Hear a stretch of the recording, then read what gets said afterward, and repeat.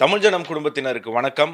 மற்றொரு ஜனம் 360 நிகழ்ச்சிக்கு உங்களை அன்புடன் வரவேற்கிறேன். நான் உங்கள் ஆனந்த் டி பிரசாத். என் கூட அபினவ் மற்றும் குஹன் இணைஞ்சிருக்காரு. 2 பேரும் நிகழ்ச்சிக்கு வரவேற்போம். வணக்கம். வணக்கம். வணக்கம்.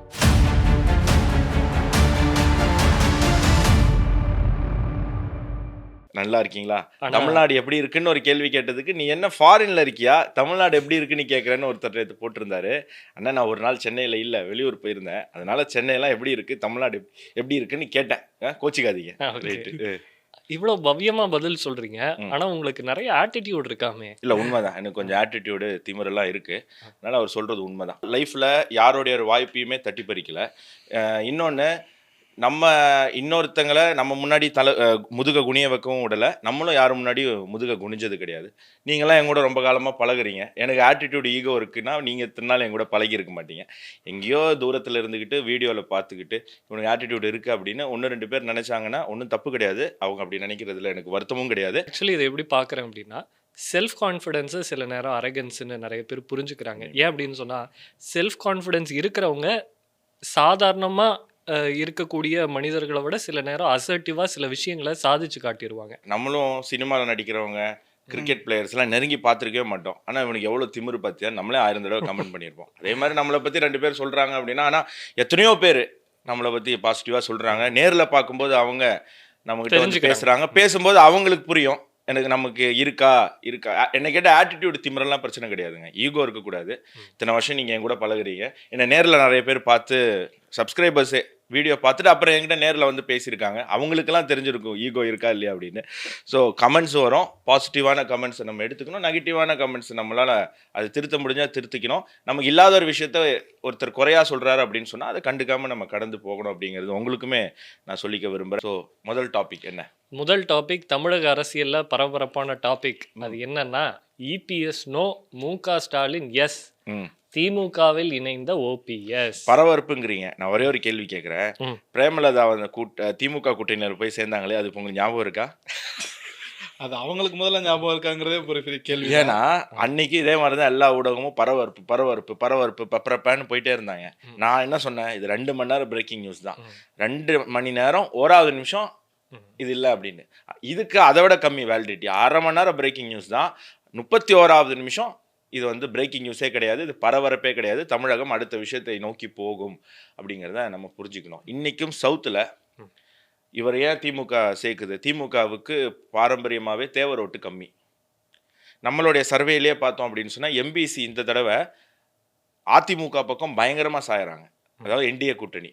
சவுத்தில் தேவரெல்லாம் பாஜக பக்கமும், நார்த்தில் வன்னியர்லாம் அதிமுக பக்கமும் பயங்கரமாக ஒரு ஸ்டாண்ட் எடுத்திருக்காங்க. அப்போ அதெல்லாம் கன்சாலிடேட் பண்ணி கொண்டு வரணுங்கிறதுக்காக தான் இவரை வந்து திமுக தன்னோட இணைச்சிருக்கு. ஒரே ஒரு சந்தேகம், திமுகவுக்கு தேவர் ஓட்டு இல்லை, நீங்க ஓபிஎஸ்க்கே தேவர் ஓட்டு இல்லை. இல்லை, நான் அதுக்கு வரேன். அந்த பாயிண்ட்டுக்கு தான் வரேன். இப்போ பிரிட்ஜு திறந்தாங்க மதுரையில். அது கன்றாவியாக வேலையே முடியாத ஒரு பிரிட்ஜை நம்ம பார்க்குறோம். மத்திய கைலாஷில் ஒரு பிரிட்ஜு திறந்தாங்க. அதில் போனால் வண்டர்லாவில் போகிற மாதிரியே இருக்குது. இப்படி தான் போகிறோம். அந்த மாதிரி அவசரமாக பிரிட்ஜு திறந்தாங்க. எல்லாத்துக்கும் தன்னுடைய அப்பாவுடைய பேர் வைக்கக்கூடிய மு.க. ஸ்டாலின் எது திறந்தாலும், சென்னையில் கலைஞர் பஸ் ஸ்டாண்டில் வந்து பஸ் ஏறி திருச்சி கலைஞர் பஸ் ஸ்டாண்டில் போய் பஸ் இறங்குற மாதிரி தமிழ்நாட்டில் எல்லாத்துக்கும் கலைஞர் பேர் வச்சுட்டாரு. கருணாநிதிங்கிறவருடைய அந்த அவங்க புனை பேர் அந்த கலைஞர் அப்படிங்கிறத வைக்கிறாரு. ஏன் மதுரையில் மட்டும் அந்த பிரிட்ஜுக்கு நேதாஜின்னு வச்சாருன்னா, தேவர் ஓட்டெல்லாம் வாங்குவோம் அப்படின்னு. ஸோ இந்த தேவர் ஓட்டு எப்படியாவது வாங்கணும், ஏன்னா ஜெயிக்கணும்னா அந்த ஓட்டு தேவை அப்படிங்கிற ஒரு கட்டாயத்தின் அடிப்படையில் இவரை ஓபிஎஸ்ஸை நம்ம தூக்கணும்னா, பெர்செப்ஷன் பேட்டில் ஒரு தேவர் நம்ம கட்சிக்கு வந்துட்டார், ஒரு ஃபேமஸானவர் அப்படின்னு. ஆனால் சவுத்தில் ரியாலிட்டி என்ன அப்படின்னு சொன்னால், ஆல்ரெடி அமமுக தேவர் ஓட்டில் ஒரு பெருவாரியான சங்கை வந்து கேப்சர் பண்ணிட்டாங்க. அமமுக ஒரு தேவர் கட்சியாகவே வந்து தென் தமிழகத்தில் உருவெடுத்துடுச்சு. இப்போ ஓபிஎஸ் அமமுகவில் சேர்ந்தாருன்னா கேட்டலிஸ்ட் ஆகும், அது ஒரு வளர்ச்சியை தரும், அது ஒரு பெரிய ஒரு நல்ல ஒரு பிம்பத்தை உருவாக்கும். பட் இதனால எந்த பிரயோஜனமும் கிடையாது. ஏன்னா ஆல்ரெடி தேவர் சமுதாயத்தில் இருக்கக்கூடிய மக்கள் பாரத பிரதமர் நரேந்திர மோடி, அதுக்கப்புறம் அதிமுக அமமுக அப்படிங்கிற ஒரு ஸ்டாண்ட் எடுத்ததுனால இந்த கிமிக்ஸ்லாம் தேராது அப்படிங்கிறது தான் எனக்கு தோணுது. ஆக்சுவலாக இன்னைக்கு சூழ்நிலைக்கு இவர் சேர்ந்ததுல பிரயோஜனமே இல்லை. ஒருவேளை இது ஒரு 2 வருஷத்துக்கு முன்னாடி எடுத்திருந்தாலும், ஒரு 3 வருஷத்துக்கு முன்னாடி இந்த முடிவு எடுத்திருந்தாலும் இதோட தாக்கம்ங்கிறது ஏதோ ஒரு அளவுக்கு தென்பட்டிருக்கலாம். இன்னைக்கு என்னன்னா, கமலுக்கு என்ன நிலைமையாச்சோ அதே தான் ஓபிஎஸ்க்கும் ஆயிருக்கு. ஓபிஎஸ் கூட இருந்த எல்லா தொண்டர்களும் திமுகவும் அதிமுக அப்படி பல கட்சியில போய் சேர்ந்ததுக்கு அப்புறம் இவர் இப்ப திமுக போய் சேர்றாரு. எனக்கு இவர் இந்த முடிவை எப்படி எடுத்திருப்பாருன்னா, இவர் ஒரு முன்னாள் முதல்வராகவோ இல்ல அதிமுகவோட தொண்டராகவோ இல்லாம ஒரு தந்தையா இந்த முடிவு எடுத்திருக்காரு. 100% அப்படிதான் என்னால புரிஞ்சுக்க முடியுது. எஸ். ஏன்னா அவருடைய அரசியல் வாழ்க்கைங்கிறது ஆல்மோஸ்ட் முடிஞ்சிருச்சு. இதுக்கப்புறம் அவர் திரும்ப சிஎம் ஆகணுங்கிறதெல்லாம் அவரே நினைச்சாலும் அது நடக்க போறதில்ல. ஆனா அவரோட பையனுக்கு இன்னும் எதிர்காலம் இருக்கு. அந்த எதிர்காலத்தை காப்பாத்துறதுக்காக அவரு இவ்வளவு காலம் போராடி பார்த்தாரு. எப்படியாவது அதிமுகக்குள்ள போயிடலாம், இல்ல அதிமுகவை மீட்டரலாம், திரும்ப எப்படியாவது பையனை எம்பி ஆக்கலாம், இப்படிலாம் முயற்சி பண்ணாரு. அது நடக்கலன்னு தெரிஞ்சதுக்கு அப்புறம் சரி வேற என்ன பண்ண முடியும் போது திமுக போயிட்டா பையனுக்கு அடுத்த கட்ட அரசியல் வாழ்க்கைங்கிறது பிரகாசமா இருக்கும். அதனால திமுக பக்கம் இவர் போயிருக்காரு. இவரு என்ன காரணத்திற்கு வேணாலும் திமுகவுக்கு போயிருக்கலாம். ஆனா இதனுடைய ரியாக்ஷன் என்ன நடந்திருக்குன்னா, ஏடிஎம்கே ஓட் பேங்க் ஸ்ட்ராங்கா இருக்கு. ஆமா. அதுதான் இதோட ரியாக்ஷன். எல்லாரும் என்ன நினைக்கிறாங்க, ஓபிஎஸ் போனாங்க அப்படின்னு சொன்னா ஏடிஎம்கே ஓட் பேங்க்ல ஏதாவது சேஞ்ச் நடக்குமா அப்படின்னு கேட்டா, ஏடிஎம்கேவோட ஓட் பேங்க் இன்னும் ஸ்ட்ராங் ஆயிருக்கு அப்படின்னு தான் சொல்லணும். ஏன்னா ஏடிஎம்கேல இருக்கக்கூடிய அந்த ஓட்டர்ஸ் அப்படின்றவங்க எமோஷனல் ஆனவங்க. நேத்து கூட நம்ம பார்க்கும்போது சொன்னோம், குன்னம்மா குன்னம் குன்னம் எம்எல்ஏ MLA. அவங்க குடும்பமே ஒத்துக்கல அப்படின்ட்டு. அப்போ இவருக்கு பாரம்பரியமா யாரு ஓட் பண்ணியிருப்பாங்க அப்படின்னு பார்த்தா எல்லாருமே ஜெயலலிதாவுக்கான ஓட்டர்ஸா இருப்பாங்க. ஓபிஎஸ் இது வரைக்கும் எல்லாரும் எப்படி பார்த்திருப்பாங்க அப்படின்னா, அவர் அதிமுகல இருந்து விலக்கப்பட்டாலுமே கூட அவருக்கான சாஃப்ட் கார்னர் அப்படின்றது ஜெயலலிதா மீதான அவருக்குள்ள விசுவாசத்தை அடிப்படையாக கொண்ட எஸ். சாஃப்ட் கார்னரா தான் இருந்திருக்கும். 3 தடவை ஜெயலலிதா அவர்களே இவரை சிஎம்மா ஆக்கியிருக்காங்க. இன்டரிம் சிஎம்மா வச்சிருந்திருக்காங்க அப்படின்னா இவரை எந்த அளவுக்கு அவங்க நம்பியிருப்பாங்க. அது மட்டும் இல்ல, இப்போ கரண்ட் 5 இயர் டேர்ம்ல ஸ்டாலினையே இவர் பல விஷயங்கள்ல வந்து திட்டியிருக்காரு. ஒண்ணு நகைக்கடன் தள்ளுபடி விஷயத்துல, அப்புறம் வந்து இந்த காலேஜ் ஹாஸ்பிட்டல் இங்க வேகன்சி ஃபில் பண்ணல, இந்த ஜல்லிக்கட்டு பேனுக்கே திமுக தான் காரணம், இந்த மாதிரி விஷயங்கள் எல்லாம் சொன்னவர் ம். தேர்தல் வர நேரத்துல இப்படி போய் ஜாயின் பண்றாரு அப்படின்னா ம். எல்லாருக்குமே அது வந்து அவர் மேல ஒரு கோபத்தை தான் ஏற்படுத்தியிருக்கு. 2வது இபிஎஸ் இவரை வெளியேற்றினது சரிதான் அப்படின்ற உறுதியாயிடுச்சு. உறுதியாயிடுச்சு. ஏன்னா லீடர்ஷிப் குவாலிட்டி இல்ல. எஸ். இப்போ டிடிவி தினகரனை கூட தான் அதிமுகல இருந்து நீக்குனாங்க. அவர் வந்து டிஎம்கேல போய் சேர்ந்தாரா? கிடையாது.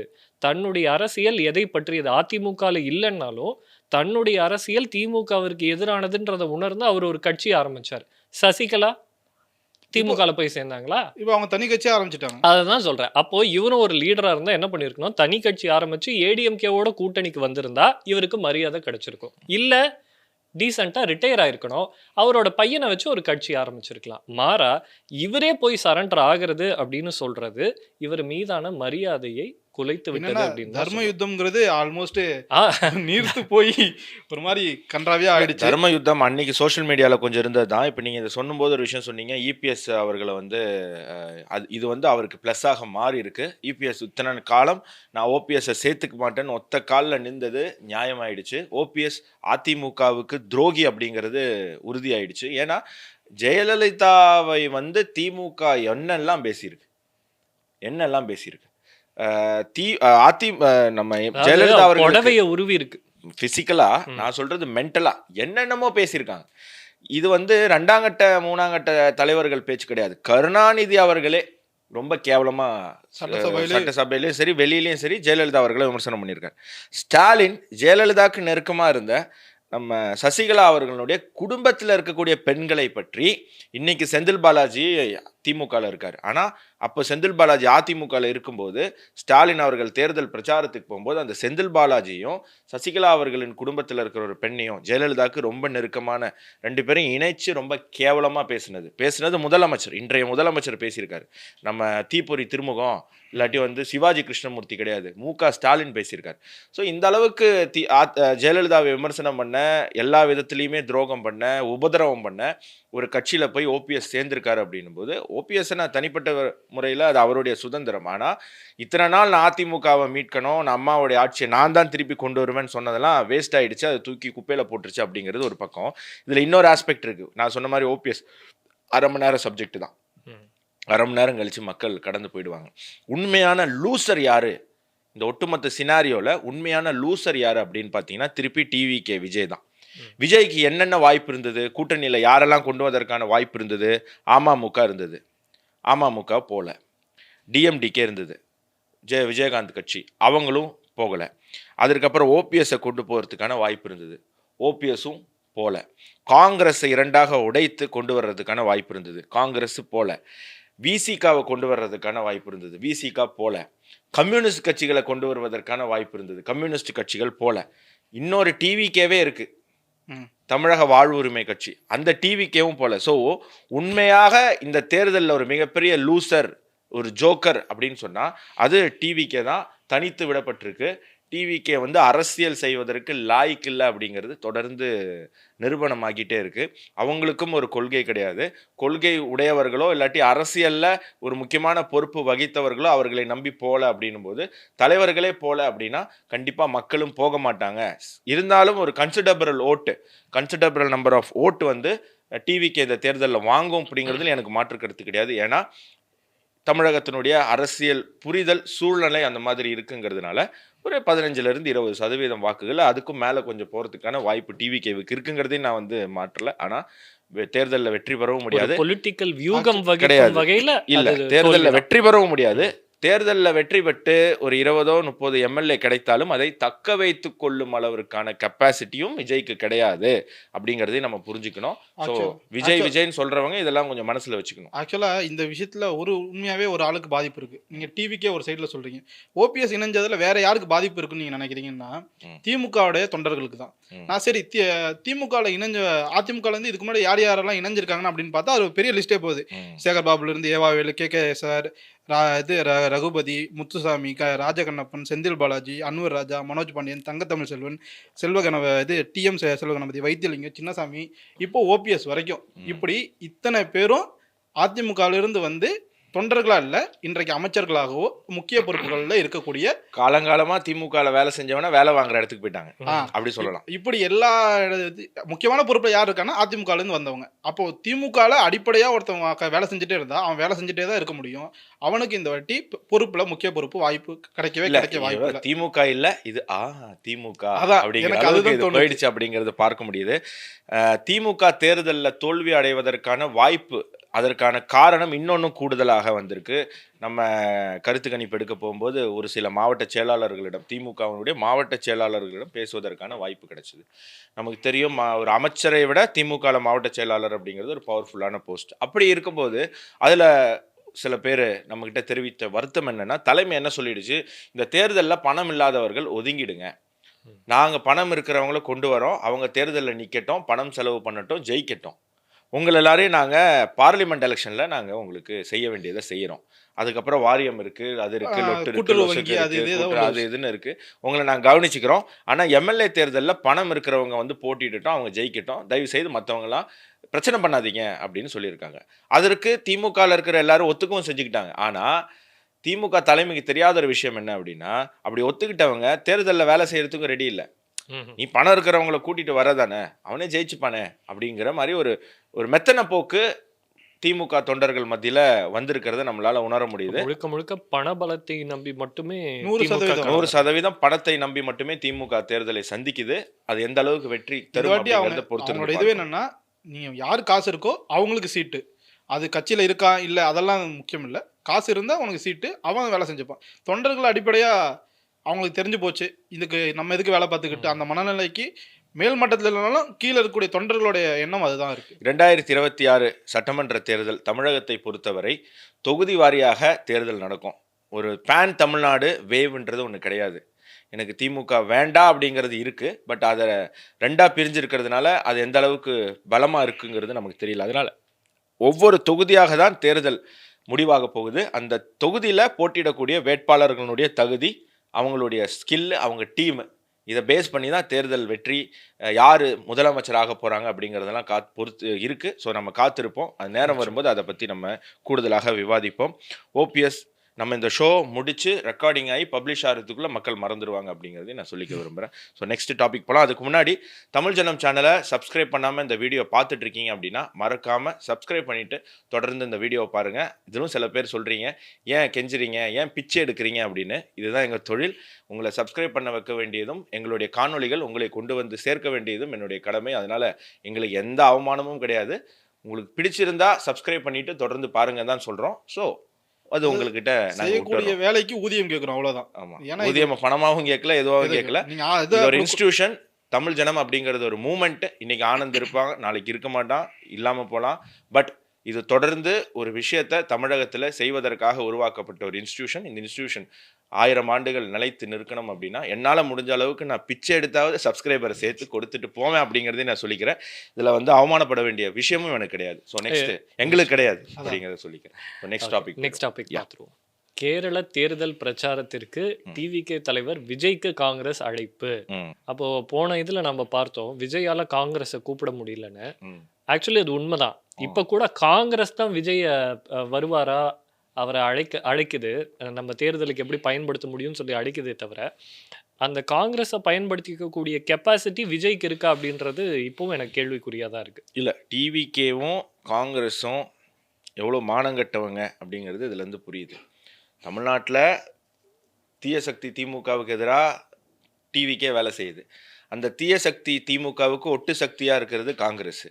அந்த ஒட்டு சக்தியாக இருக்கிற காங்கிரஸ் கேரளாவுக்கு கூப்பிட்டா மட்டும் தீய சக்தி எதிர்க்கிற டிவிகே விஜய் போவார் அப்படின்னு சொன்னால், அப்போது காங்கிரஸ் மானங்கட்டவங்களா இல்லை டிவிகே மானங்கட்டவங்களா இல்லை இந்த ரெண்டு கட்சியும் ஆதரிக்கக்கூடியவங்க மானங்கட்டவங்களாங்கிற பதிலை நான் மக்களுக்கு விட்டுறேன். மக்கள் கமெண்ட்டில் சொல்லுவாங்க அப்படிங்கிறத நம்ம நம்புவோம்.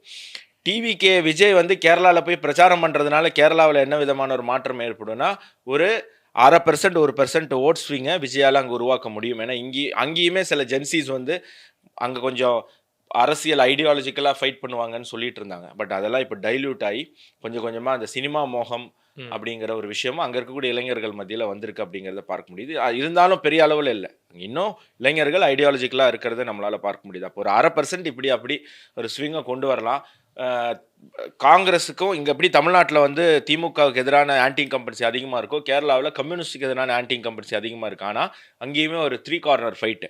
பாஜக 20% மேலே ஓட்டு வச்சிருக்கு. அது இந்த தேர்தலில் இன்னும் கூட்டி வாங்கக்கூடிய ஒரு சூழ்நிலை உருவாயிருக்கு. அப்போது ஆன்டி இன்கம்பன்சி கம்யூனிஸ்ட் ஓட்டு வந்து 2ஆக பிரியும் போது காங்கிரஸுக்கு திருப்பி அங்கே ஆட்சிக்கு வர முடியுமாங்கிறது ஒரு கேள்விக்குறியாக வருது. தேசிய தேர்தல் வரும்போது அங்கே இருக்கக்கூடிய சிறுபான்மையினர்கள்லாம் வந்து கம்யூனிஸ்ட்டுக்கு ஓட்டு போடாமல் காங்கிரஸுக்கு போடக்கூடிய விஷயம் நம்மளால் பார்க்க முடியுது. 19 சீட்டு தண்டத்துக்கு வேஸ்ட் பண்ணுறதுக்கு குப்பை தொட்டிக்கு போடுறதுக்கு சமமாக காங்கிரஸ் எம்பிக்களை தேர்வு செய்து அனுப்புகிறாங்க. அவங்களாம் என்ன பண்ணுறாங்க, கேரளாவுக்கு என்ன பண்ணுறாங்க, நாட்டுக்கு என்ன பண்ணுறாங்கன்ற ரிப்போர்ட் கார்டு எடுத்தோன்னா எல்லாரும் 0 தான் வாங்குவாங்க. இந்த 19 எம்பியை வேஸ்ட் பண்ணி அனுப்புகிறாங்க. அட்லீஸ்ட் 4 கம்யூனிஸ்ட் எம்பியை தேர்ந்தெடுத்து அமைச்சிருந்தா கூட அவங்க போய் அங்கே ஏதாவது ஐடியாலஜியாவது பேசுவாங்க. காங்கிரஸுக்கு ஐடியாலஜியும் கிடையாது, ரிலீஜன் மட்டும்தான். ஸோ அப்படி வந்து தேசிய அளவில் காங்கிரஸுக்கு ஓட்டு போடுற சிறுபான்மையினர்கள் ஸ்டேட் எலெக்ஷன் வரும்போது கம்யூனிஸ்டுக்கு தான் போடுறாங்க. ஏன்னா அவங்களுக்கு நல்லா தெரியுது காங்கிரஸுக்கு ஓட்டு போட்டோன்னா வேஸ்ட்டு. ஸோ கம்யூனிஸ்ட் கவர்மெண்ட்டுக்கு போடக்கூடிய ஒரு விஷயம் பார்க்க முடியுது. அப்போது திருப்பி இந்த தேர்தலே கம்யூனிஸ்ட் ஜெயிக்கிறதுக்கான ஒரு வாய்ப்பு சூழ்நிலை உருவாகுது. எப்படியாவது நம்ம ஜெயிச்சாகணும். ஏன்னா மொத்தம் 8 முதல்வர் வேட்பாளர் இருக்காங்க காங்கிரஸில்.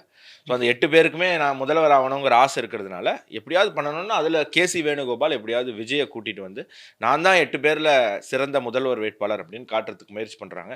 பட் கேரளாவில் அது எந்த அளவுக்கு பிரயோஜனமாகும் இது எந்த ஒரு நடிகருக்குமே அரசியல் வரணும் அப்படின்னா அவங்க ஃபர்ஸ்ட் எதை பலப்படுத்துவாங்க அல்லது எதை நம்பி இருப்பாங்க அப்படின்னு பார்த்தா அவங்களோட ஃபேன் பேஸ்.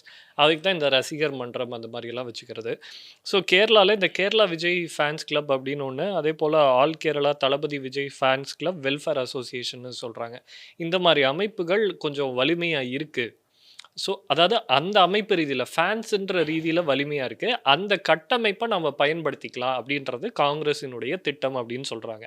அதே நேரம் அரசியலில் பழந்தின்னு கொட்டை போட்டவங்க என்ன சொல்கிறாங்க அப்படின்னா, இந்த ஃபேன்ஸ் அசோசியேஷன் அப்படின்றது ஒரு வைபாக தான் இருக்கே தவிர அது ஐடியாலஜிக்கல் பேஸ்டு ஓட் பேங்காக மாறவே மாறாது அப்படின்றதுல ரொம்பவுமே தெளிவாக இருக்காங்க. ஏன்னா ஃபேன்ஸ் கிளப் அப்படின்னு வரும்போது எல்லாரும் ஒன்றா இருப்பாங்க. ஆனால் தொகுதின்னு வரும்போது எல்லாரும் வெவ்வேறு இடத்துல ஸ்ப்ரெட்டாக இருப்பாங்க. இவங்களால ஒரு டாமினேட்டிங் ஓட் பேங்காகவோ அல்லது ஒரு தாக்கத்தை ஏற்படுத்தக்கூடிய ஓட் பேங்காகவோ கூட மாற முடியாது. காங்கிரஸுக்கு இதனால எந்த ஒரு பிரயோஜனமும் இருக்காது அப்படின்னு தான் சொல்கிறாங்க. ஆக்சுவலாக விஜய்க்கு ஒரு தலைவருங்கிற தன்மை இல்லாததுனால தான் இங்கே விட்டுட்டாரான்னு தோணுது. ஏன்னா இவரை அங்கே கூட்டிகிட்டு போக முடியும்னா அவங்களையும் இங்கே கூட்டிகிட்டு வரதுக்கு இவரால் முடிஞ்சிருக்கணும். திரும்ப ஒரு தலைவரை இல்ல இங்க கேசி வேணு சாரி இங்க காங்கிரஸோட லீடர்ஸ் வந்து என்ன சொல்றாங்க அப்படின்னா, நாங்க விஜயோட பேசிட்டு இருக்கோம் தான் சொல்றாங்க. ஆனா இங்க இருக்கிற பேசல ஆனா என்ன ஒரு குழப்பம் வருது அப்படின்னா, கேரளால இப்போ ஒரு பிரச்சனை சொன்னல, அதே பிரச்சனை தான் தமிழ்நாட்டிலயும் இருக்கு. தமிழ்நாட்டுல எங்க போனாலும் வைபா இருக்கு. ஆனா இது வந்து ஒரு கன்சாலிடேட்டட் ஓட் பேங்கா மாறும். 15 வயசுல இருந்து 17 வயசுக்குள்ள இருக்கிறவங்க வைப் பண்ணி தேர்தல் எப்படி ஜெயிக்க முடியும்? கரெக்ட். 18 வயசுக்கு மேலதானே. 18 வயசுக்கு மேலதான். பட் பெண்கள் நானும் சொல்றேனே 15% 20% இன்னைக்கும் அவருக்கான வாக்கு இருக்கு. பட் அந்த வாக்கு தேர்தலில் ஜெயிக்க முடியாது. அதை அந்த அந்த அந்த உண்மையை நம்ம புரிஞ்சுக்கணும். 20% வாக்கு வைத்துட்டு தமிழக தேர்தலில் வெற்றி பெற முடியாது. இன்னொரு கட்சி தான் இதில் வந்து ஜெயிக்க போகுது அப்படிங்கிறதுனால அந்த 20% ஓட்டுமே வேஸ்ட் ஆகும். ஸோ என் ஓட்டு வேஸ்ட் பண்ணக்கூடாதுன்னு நினைக்கிறவங்க எனக்கு தெரிஞ்சு நிச்சயமாக தாவேக்காவுக்கு போடுறது வேஸ்ட் தான். இல்லை எங்கள் அண்ணனுடைய பவரை காட்டுறேன் அப்படின்னு நினைச்சீங்கன்னா தாராளமாக போடுங்க. இல்ல காட்டுங்க, அவர் விஜயகாந்த் மாதிரி ஆயிடுவார். விஜயகாந்த் மாதிரி ஆக முடியாது. ஏன்னா விஜயகாந்துக்கு ஒரு கன்விக்ஷன் இருந்தது. தேர்தலில் தோல்வி அடைந்தாலும் தோல்வியை கடந்து சமுதாய பணிகளில் இருக்கணும் அப்படின்னு அவருக்கு மனசுக்குள்ள ஒரு ஆசை இருந்தது. இவருக்கு ஆசையே சிஎம் ஆகணுங்கிறது தானே இதில் நோக்கம். விஜயகாந்தையும் விஜய் எப்போவுமே தயவு செய்து கம்பேர் பண்ணக்கூடாது. விஜயகாந்தினுடைய நோக்கம் சேவை செய்யணும். அதுக்கு நான் முதலமைச்சரானா என்னால் பண்ண முடியும் அப்படிங்கிறது அது கூடுதலான ஒரு ஆசையாக வச்சுருந்தார். இவருடைய ஆசை சேவை செய்யணும்னு இல்லை, இவருடைய ஆசை முதலமைச்சராகணும். நான் பெஸ்ட்டு தமிழ்நாட்டில் அதிகமாக சம்பளம் வாங்குகிற ஹீரோ ஆகிட்டேன், அடுத்து நான் அரசியலில் போயும் நான் சிஎம் ஆயிடணும். அப்போது எண்ணம் போல் தான் வாழ்க்கை அப்படின்னும் போது விஜயகாந்துக்கு அந்த எண்ணம் இருந்ததுனால தான் நான் சொல்கிறேன், இன்னும் 1000 ஆண்டுகள் ஆனாலும் விஜயகாந்தால் பயன்பெற்றவர்கள் விஜயகாந்த் மனசில் நினச்சிக்கிட்டே இருப்பாங்க. அவருடைய புகழ் ஓங்கிட்டே இருக்கும். விஜயகாந்தை பற்றி இதே மாதிரி திமிரு பிடிச்சவர் அப்படி இப்படி நிறையா கமெண்ட் வந்திருக்கு. பட் அவர் உதவி பண்ணவங்க அவர் இறந்ததுக்கு அப்புறம் தான் வந்து பேசுகிறாங்க. நமக்கே ஆச்சரியமாக இருக்கு, என்ன அந்த மனுஷன் இவ்வளோ பேருக்கு இவ்வளோ உதவி பண்ணியிருக்கான், தெரியவே இல்லையே.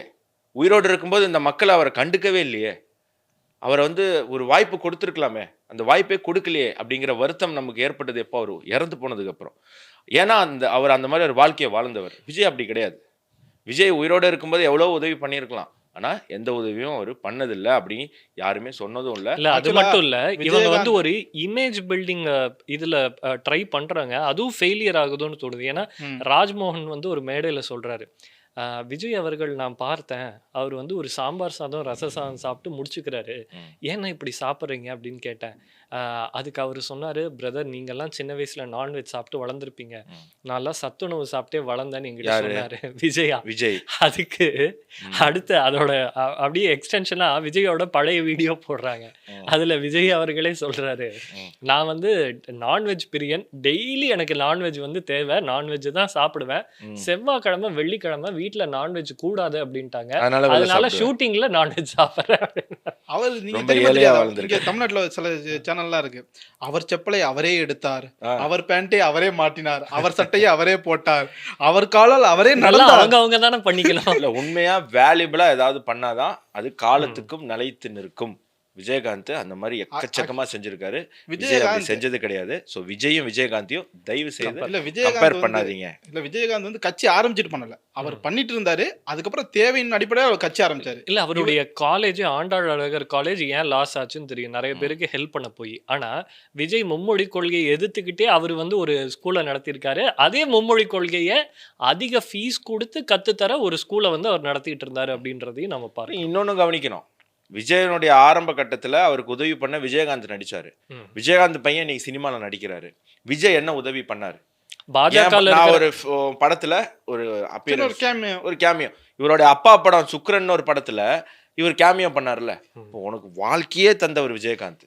அவருடைய பையன் இன்னைக்கு ஸ்ட்ரகிள் பண்ணிட்டு இருக்காரு. அவங்க கேட்கறதுக்கு தயக்கப்படுறாங்க. மேபி அவங்களுக்கு நம்ம போய் கேட்கணுமா வேணாமா? நீங்க என்ன பண்ணியிருக்கணும், ஃபோன் பண்ணி அக்கா என்னக்கா, அக்கா நான் ஒரு சீன் வரேன்க்கா, எனக்கு ஒரு சீன் எழுத சொல்லுங்கக்கா. நீங்க ஏஐ மூலமா விஜயகாந்தை திருப்பி உங்க படத்துல பயன்படுத்துறீங்க. கோட்ல உங்களுக்கு தேவைப்படும் போதெல்லாம் விஜயகாந்தை பயன்படுத்திக்கிட்டு விஜயகாந்தனுடைய குடும்பத்துக்கு உங்களுக்கு தேவைப்படும் போது நீங்க பயன்படுத்தலாம். அந்த குடும்பமும் இன்னைக்கு போய் திமுகவோட சேர்ந்தது அப்படின்றது அவரும் விஜயகாந்தும் கண்டிப்பா சரத்குமார் இந்த இடத்துல நம்ம கம்பேர் பண்ணலாம். ஏன்னா சரத்குமார் அவர்கள் வளர்ந்ததுக்கும் ஆரம்ப காலத்துல விஜயகாந்த் தான் காரணம். இது அவரே ஓப்பனா சொல்லியிருக்காரு. சொல்லிட்டு விஜயகாந்த் பையன் அவருக்கு வந்து ஒரு பிரேக் கிடைக்கணும் அப்படின்றதுக்காக கூடவும் நடிக்கிறாரு. கண்டிப்பா அவரு வந்து ஹெல்ப் பண்றாரு. கண்டிப்பா. ஆனா அதே மாதிரி வளர்த்து விட்டு இன்னொரு நடிகரான விஜய் அந்த ஹெல்ப்பை பண்ணல அப்படிங்கிறது ஒரு பழக்கம் இருக்கு. அவர் ஏறி வந்த படிக்கட்டெல்லாம் அவர் எப்போதுமே சறுக்கி விட்டுறாரு. ஆரம்ப காலத்துல நான் ரஜினி ஃபேன், நான் ரஜினியோட இது அப்படின்னு சொல்லிட்டு வந்துட்டு அதுக்கப்புறம் இவரே ரஜினிக்கு எதிராக பேசின விஷயம்லாம் நம்ம பாக்குறோம். ஆட்டி அவர் நேச்சரே அப்படிதான். சொந்த அப்பாவே தட்டி விட்டாரு. என்ன விஜய் பத்தி எல்லாம் பேசுறீங்க? ஸோ இதுக்கு மேல இதை பத்தி இதுல பேசுறதுக்கு பாயிண்ட் கிடையாது. What bro very wrong bro அப்படின்னு சொல்லிட்டு நம்ம அடுத்த டாபிக் போயிடலாம். நிச்சயமா அடுத்தது பாத்துருவோம். Pangong frozen lake marathon 2026. யார் சைனா நடத்துதா? இந்தியா நடத்துது. என்ன சொல்றீங்க? இந்த லேக்கை தான் சைனா ஆக்கிரமிச்சிருச்சுன்னு ராகுல் காந்தி சொன்னாரு. சைனா ஆக்கிரமிச்சிருந்தா எப்படி இந்தியா நடத்த முடியும்? அது எனக்கு புரியலையே. அப்ப ராகுல் காந்தி ஓடுறாங்க. அப்ப ராகுல் காந்தி பொய் சொல்லி வழக்கம் போல வழக்கம் போல இது ஜஸ்ட் ஒரு சின்ன ஒரு செக்மெண்ட் தான், ஒன்றும் சொல்றதுக்கு பெருசா கிடையாது. இந்த லேக்கை தான் சைனா ஆக்கிரமிச்சது அப்படின்னு 2023ஆம் ஆண்டு ஆகஸ்ட் 20ஆம் தேதி பிரஸ் மீட்ல ராகுல் காந்தி சொன்னாரு. அது ஆக்கிரமிச்சிருந்திருப்பாங்க. இல்ல, இந்த 1962ல லேக்கோட ஒரு பகுதியை நேரு காலகட்டத்துல சைனா வந்து ஆக்கிரமிச்சிருக்கு. அதுக்கப்புறம் ஒரு இன்ச் நிலத்தை நம்ம விட்டு கொடுக்கல. இன்னைக்கு நம்ம ராணுவ வீரர்கள் அதை வந்து தைரியமா பாதுகாத்துட்டு வராங்க. ஸோ ராகுல் காந்தி சொல்வது எல்லாம் பொய் அப்படிங்கிறதுல மிக முக்கியமான ஒரு விஷயம் இது. இது கண்டிப்பா யங்ஸ்டர்ஸ் பார்க்கணும், நிறைய பேருக்கு சொல்லணும்.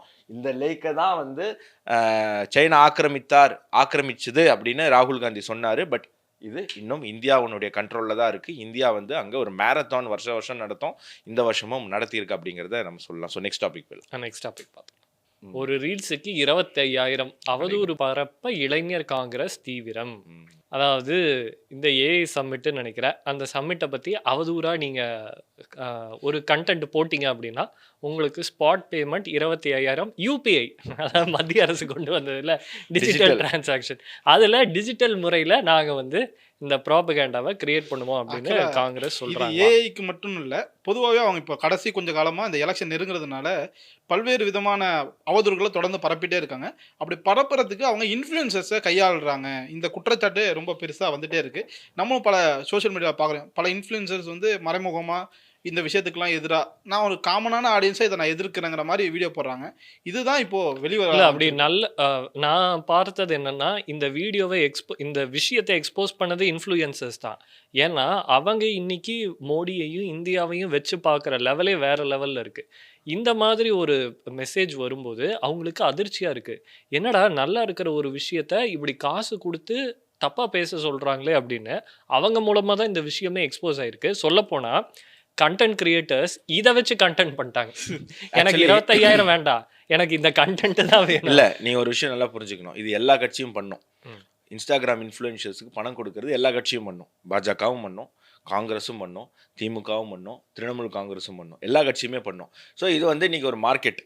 அதனாலதான் இப்போ கவர்மெண்ட் வந்து இன்ஃப்ளூயன்சர்ஸும் அவங்களுடைய வருமானத்தை வந்து நீங்க பதிவு செய்யணும் அப்படிங்கிற மாதிரி சொல்லியிருக்காரு. ஏன்னா ஜஸ்ட் இனி இது ஒரு யூடியூப் ஒரு வீடியோ பிளாட்ஃபார்ம் மட்டும் கிடையாது, இது ஒரு ஏர்னிங் பிளாட்ஃபார்மா. ஸோ அதனால நீங்க இது பண்ணணும் அப்படின்னு. ஸோ பாஜகவும் பண்ணுது. ஆனா எதுக்கு பயன்படுத்துறாங்கன்ற நோக்கம் இருக்கு. பாஜக என்ன பண்ணோம், இது பாருங்க, மோடி வந்து இப்படி ஒரு பிரிட்ஜு கட்டியிருக்காரு, இந்த பிரிட்ஜுக்கு போய் வீடியோ எடுத்து போடுங்க அப்படின்னு சொல்றாங்க. இதுல ஏதாவது தப்பு இருக்கா? பிரிட்ஜு கட்டியிருக்கு, கட்டினவர் மோடி, பணம் கொடுத்து சென்ட்ரல் கவர்மெண்ட்டு கட்டியிருக்காங்க. ஒரு இன்ஃப்ளூயன்சர் போய் பார்த்தீங்களா இந்த இடத்துல இப்படி பிரம்மாண்டமான ஒரு பிரிட்ஜ் வந்திருக்கு, சூப்பர், 10 வருஷத்தில் இந்தியா வளர்ந்துருக்கு. ஏன்னா நம்ம மக்களுக்கு ஒரு ஞாபகம் மருதி இருக்குது. இந்தியன் கிரிக்கெட் டீமு 30 மேட்ச் தொடர்ந்து ஜெயிக்கும், 31வது மேட்ச் தோத்துரும். 30 மேட்ச் ஜெயிச்சதை மறந்துட்டு இந்த 31வது மேட்ச் தோத்தோடனே கௌதம் கம்பீருக்கு பாடம் எடுப்பாங்க. இவனுக்கு கோச்சிங் தெரியுமா, இவன் மூஞ்ச பாரு எப்படி உட்காந்துருக்கான், இவனுக்கு எல்லாம் தெரியும்னு நினைக்கிறான் அப்படின்னு கௌதம் கம்பீருக்கு பாடம் எடுப்பாங்க. 30 மேட்ச்சுக்கு முன்னாடியும் ஜெயிச்சிருவாங்க. அப்போது இந்த இடத்துல செஞ்சதை பிஆர் பண்ண வேண்டிய அவசியம் இருக்குது. ஸோ பிஜேபி அதை பண்ணுது, தப்பு கிடையாது. பிஜேபி பிஆர் பண்ணுது, அது பண்ணுது, இது பண்ணுது. அரசியல் கட்சி மக்களுக்கு புரிய வைக்கிறதுக்காக, மக்களுக்கு ஞாபகப்படுத்துவதற்காக இதை தொடர்ந்து பண்ணிக்கிட்டே இருக்காங்க, பண்ணிக்கிட்டே இருக்கணும். ஏன்னா இன்னைக்கு மக்கள் அப்போ தான் ஓட்டு போடுறாங்க. ஓட்டு போட்டால் தான் ஜெயிக்க முடியும், ஜெயிச்சா தான் திருப்பி வர முடியும், திருப்பி வந்தால் தான் திருப்பி நல்லது செய்ய முடியும். ஆனால் காங்கிரஸ் இதே சிஸ்டத்தை எப்படி பயன்படுத்துகிறாங்க? நீங்கள் என்ன பண்ணியிருக்கலாம், 3 மாநிலத்தில் ஆட்சி பண்ணுறீங்க, கர்நாடகா, இமாச்சல் பிரதேஷ், தெலுங்கானாவில் நாங்கள் இவ்வளோ பிரம்மாண்டமாக ஒரு விஷயம் பண்ணிட்டோம், கர்நாடகாவில் நாங்கள் வந்து பொருளாதாரத்தை அப்படி தூக்கி நிப்பாட்டிட்டோம், நான் ஹிமாச்சல் பிரதேஷில் வந்து இவ்வளோ பெரிய தொழிற்சாலையை கொண்டு வந்தோம், இதை பற்றி வீடியோ போடுங்கன்னு 25,000 ரூபா கொடுத்து பண்ண வச்சிருந்தா பரவாயில்ல. இந்தியாவுக்கு ஒரு நல்லது நடக்கும்போது அந்த நல்லதை கெட்டதுன்னு மாற்றி அது ஒரு ஃபெயிலியராக காட்டி மோடி கவர்மெண்ட்டை வீக்கன் பண்ணுறேங்கிற பேரில் இந்தியாவுக்கு வர வேண்டிய இன்வெஸ்ட்மெண்ட்ஸை தடுத்து நிறுத்துறதுக்கான ஒரு முயற்சியை நீங்கள் செய்கிறீங்க அப்படின்னு சொன்னால் உங்களுக்கும் தீவிரவாதிகளுக்கும் பயங்கரவாதிகளுக்கும் என்ன வித்தியாசம்? காங்கிரஸுக்கும் பயங்கரவாதிகளுக்கும் என்ன வித்தியாசம்? இந்தியாவை பிரிக்கணும், துண்டாடணும்னு நினைக்கக்கூடியவங்களுக்கு என்ன வித்தியாசம்? ஒரு வித்தியாசமும் கிடையாது. ஐஎஸ்ஐ எப்படி பணம் கொடுத்து தமிழ்நாட்டில் இருக்கக்கூடிய யூடியூபர்ஸ், இன்றைக்கும் பிரபலமான யூடியூபர்ஸ் இருக்காங்க, அவங்க இன்றைக்கும் அரெஸ்ட் பண்ணாமல் வச்சுருக்காங்க. நேற்று கிரிக்கெட் மேட்ச் விளையாடும்போது அவருக்கு ஆக்சஸ்லாம் கொடுக்குறாங்க பிளேயர்ஸ் மத்தியில். பாகிஸ்தான்கிட்ட பணம் வாங்கி வீடியோ போட்டிருக்கார், ஐஎஸ்ஐ கிட்ட பணம் வாங்கி வீடியோ போட்டிருக்கார்.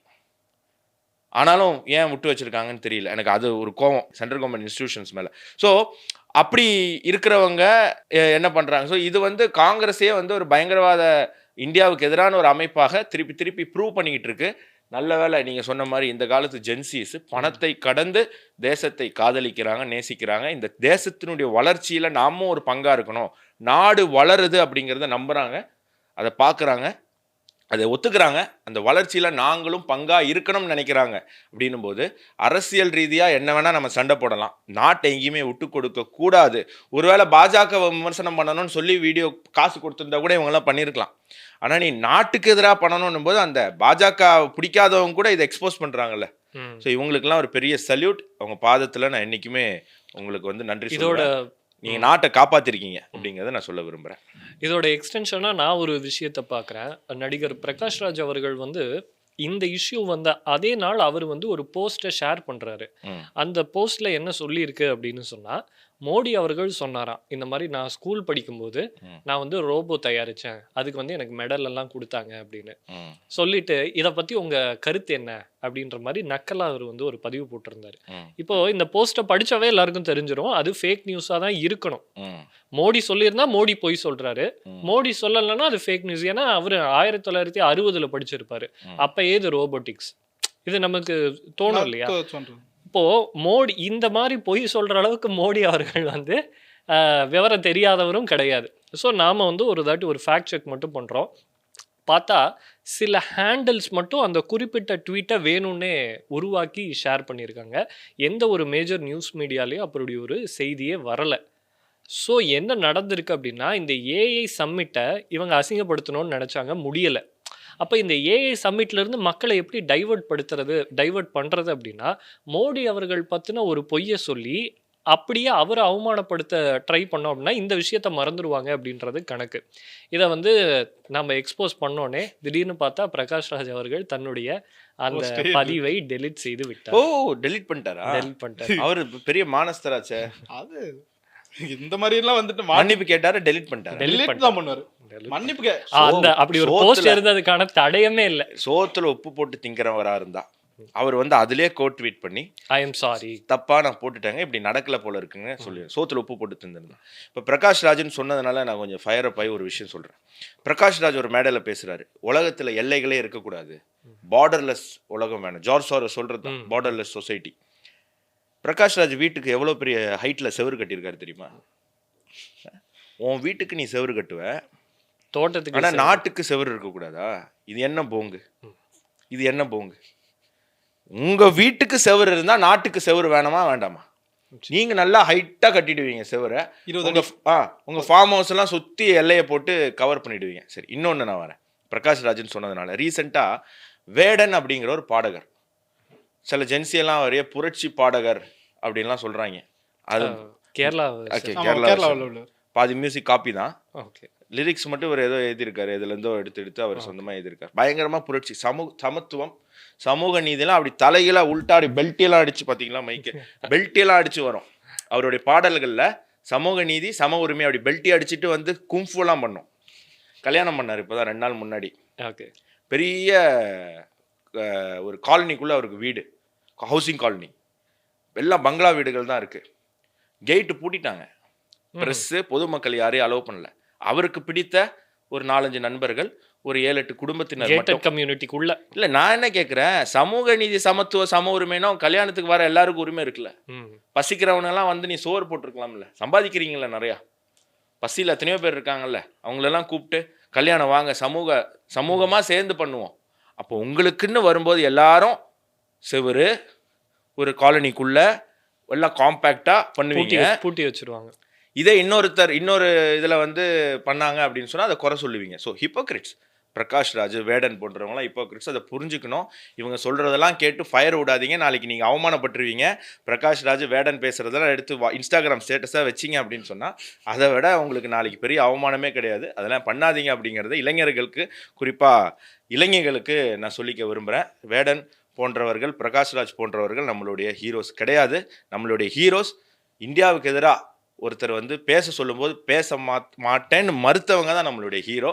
நம்மளுடைய எல்லையில் நின்றுக்கிட்டு நம்ம நாட்டை காப்பாற்றக்கூடியவர்கள் தான் நம்மளுடைய ஹீரோயின்ஸ். நான் இதில் வந்து ஆண் பெண்ணு பிரிக்கல. நம்ம தேசத்துக்காக உயிர் கொடுக்கக்கூடியவங்க, சிந்திக்கக்கூடியவங்க, பணி செய்யக்கூடியவங்க மட்டும்தான் நம்மளுடைய ஹீரோவாக இருக்க வேண்டும் அப்படிங்கிறத இந்த நிகழ்ச்சி மூலமாக சொல்ல வருவேன். இதில் எனக்கு ஒரே விஷயம், இவங்க என்னதான் இன்ஃப்ளூயன்சஸ் கொடுத்து இவ்வளோ இது பண்ணாலும் ஆனால் மோடி வேறு சைடில் போயிட்டுருக்காரு. அவரே நேற்று அவரோட சோஷியல் மீடியா இன்ஸ்டாகிராம் பக்கத்தில் 100 மில்லியன் அந்த ஒரு இலக்கத்தை எட்டியிருக்காரு. இதை எப்படி பார்க்குறீங்க? எப்படி பார்க்கறது, வேற யாரும் இல்லை, ரெண்டாவது இருக்கிறது. ஏன்னா 45 மில்லியன் நேற்று அந்த இது பார்த்தோம், ஒரு நம்ம இதுலேயே கூட ஒரு கார்டு போட்டிருக்கோம். உலகத்தில் பெரிய உலகத் தலைவர் நிறைய பேர் சொல்லுவாங்க. ட்ரம்ப்ல இருந்து பல நாட்டோட பிரதமர்கள், அவங்க எல்லாரோடைய சோஷியல் மீடியா அந்த இன்ஸ்டாகிராமோட நம்பர். மோடிக்கு ஒரு ஆடட் அட்வான்டேஜ் இருக்கு. 140 கோடி பேர் ஜனங்க இருக்காங்க. ஸோ ஆப்வியஸாக வந்து 100 மில்லியன் அப்படிங்கிறத நீங்கள் அப்படி கம்பேர் பண்ணக்கூடாது. நான் அதை அப்படி கம்பேர் பண்ண மாட்டேன். மோடி 100 crores இருக்காரு, ட்ரம்ப் 45 மில்லியன் தான், மோடி 100 மில்லியன் அப்படின்னும் போது நான் அப்படி கம்பேர் பண்ண மாட்டேன். ஏன்னா 140 கோடி ஜனங்கள் இருக்காங்க, அதில் 40% மேலே வாக்கு வாங்கி பிரதமராக இருக்காரு அப்படின்னும் போது இந்த 10 கோடிங்கிறது ரொம்ப ஒரு சாமானிய விஷயம்தான். சோஷியல் மீடியா நம்பர்ஸை வச்சு நம்ம மோடியை வேல்யூ பண்ணக்கூடாது அப்படிங்கிறது என்னுடைய ஒரு கருத்து. மோடி அது எல்லாமே வேல்யூ பண்ணுறதுக்கான காரியத்தை செயல்களை செஞ்சுட்டு இருக்காரு. இப்போ இங்கே இஸ்ரேல் போய் இறங்கும்போது அவர் கிடைச்ச வரவேற்பு, அவர் எத்தனையோ தலைவர்கள் வராங்க, ஆனால் மோடி வரும்போது எனக்கு ஸ்பெஷலாக நான் ஃபீல் பண்ணுறேன்னு சொல்கிறாங்க. இதுதான் வந்து மோடியை வேல்யூ பண்ணணும். 100 மில்லியன் அப்படிங்கிறது ஆப்வியஸ்லி நல்ல ஒரு அச்சீவ்மெண்ட். இல்ல என்னன்னா அந்த 100 மில்லியன் காரணமே இந்த மாதிரி அவருக்கு பல நாடுகள் இருக்கக்கூடிய 100 அந்த 10 கோடி பேரும் இந்தியர்கள் மட்டுமே கிடையாது, இருக்க வாய்ப்பு இல்லை. பல நாட்டில் இருக்கக்கூடிய அந்த நாட்டு மக்கள். ஏன்னா பிரதமர் மோடி இஸ்ரேல் போயிட்டு அந்த பார்லிமெண்ட்ல பேசிட்டு கீழே இறங்கின வேகத்துக்கு செல்ஃபி எடுக்க அவ்வளோ எம்பிக்கள் முந்தி அடிக்கிறாங்க. நான் எடுத்துக்கிறேன்னு சொல்லி அவ்வளோ இது. அதை தாண்டி பிரதமரை வந்து வரவேற்கிறதுக்கு அந்த நாட்டு நேத்தன்யாகு வந்து நான் இந்தியன் ட்ரெஸ் போட்டுட்டு உங்களை வரவேற்கிறேங்கிறாரு. இதெல்லாம் ட்ரெஸ் போட்டு அவர் மனைவி வரவேற்கிறாங்க. நீங்களும் சஃப்ரான், நான் என் ஒய்ஃபும் சஃப்ரான் சொல்றாங்க. ஆரஞ்சு சொல்லல, சாஃப்ரான் சொல்றாங்க. கவனிக்கணும். இந்த இந்தியா இது இஸ்ரேல்னு இல்லை, எந்த அபினவ் கூட நேத்தன்யாகு வைஃப் போட்ட ட்ரெஸ் அது வேற ட்ரெஸ், ஆனா அதே கலர், மோடி இதே மாதிரி போடி. அதனால இது இன்ஸ்டாகிராம்ல இவ்வளவு ஃபாலோவர்ஸ் வந்துருச்சு, அதுக்காக நான் இதை சொல்ல வரல. இது பல நாடுகளில் அவருக்கு கிடைச்சிருக்கக்கூடிய வரவேற்பு, அவருடைய அந்த வளர்ச்சி தான் அதுல பிரதிபலிப்பா தான் நம்ம எல்லாமே அந்த 100 மில்லியன்ங்கிறத நம்ம பார்க்குறோங்கிறதுக்காக சொல்ல வந்தேன். எஸ், நிச்சயமா அது ஒரு அச்சீவ்மெண்ட் தான். பட் மோடியினுடைய அச்சீவ்மெண்ட் சோஷியல் மீடியாவை தாண்டி அவருடைய செயல் தான் வந்து முடிவு செய்து அப்படிங்கிறது நம்மளால பார்க்கிறோம். நிறைய விஷயங்கள் இன்னைக்கு வளவலன்னு பேசியிருக்கோம், மக்களுக்கு பிடிச்சிருக்கோம் அப்படின்னு நினைக்கிறேன். வளவலா கலகலா நிகழ்ச்சியை தொடர்ந்து பாருங்க. அதற்கு முன்னாடி சப்ஸ்கிரைப் பண்ணிட்டு பாருங்க அப்படிங்கிறதே சொல்லிக்க விரும்புகிறேன். இன்னொரு நிகழ்ச்சியில் சந்திப்போம். நன்றி, வணக்கம், ஜெய்ஹிந்த்.